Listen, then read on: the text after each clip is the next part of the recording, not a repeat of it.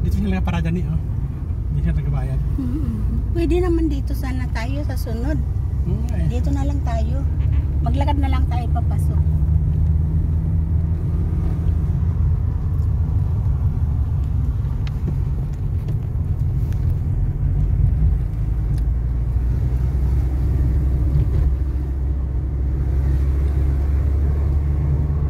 Ang ganda ng nature dito, oh. Doon kami galing sa ilog na yun. Pauwi na po kami. Ito ang aming dadaanan. Ayan, ang natatanaw namin doon sa ilog.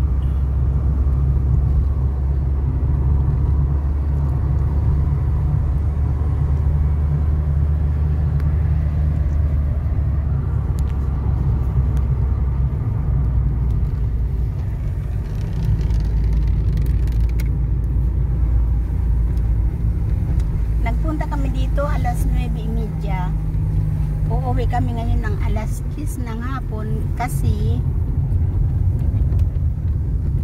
may pasok ang mga bata bukas at saka si Jadi.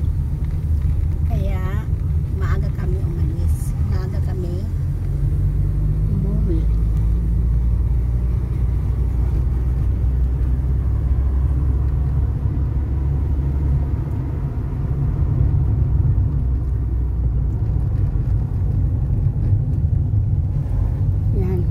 Ganyan ang nature dito. Banda rito mapuno na. Pero makipot ang daan. Ang hirap magdaan dito. Kasi makipot.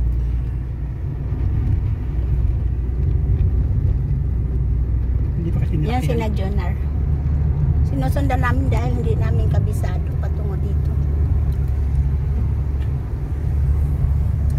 Galing po kami doon. Sa baba na yan. Kita nyo yan? Doon.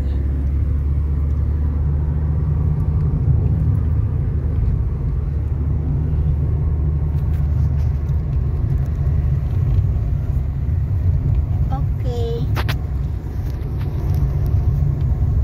Nakapapresko na po kami. Nakapaaraw pa. Nag-absent lang ang mga bata kasi dito ginto ang araw dito. Dahil panay dito, ano, kita niya, napakakipot ng daanan. Bangin pa.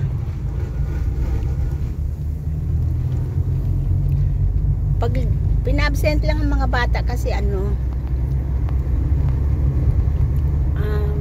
dahil umaraw, kasi halos araw-araw dito, puro lang, ano, ambon.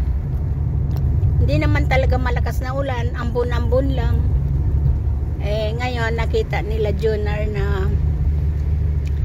medyo maghapon ng araw at saka hindi aambon, kaya pinabsent ang mga bata para lang makapaaraw kami lahat. Sinama kami nila dito.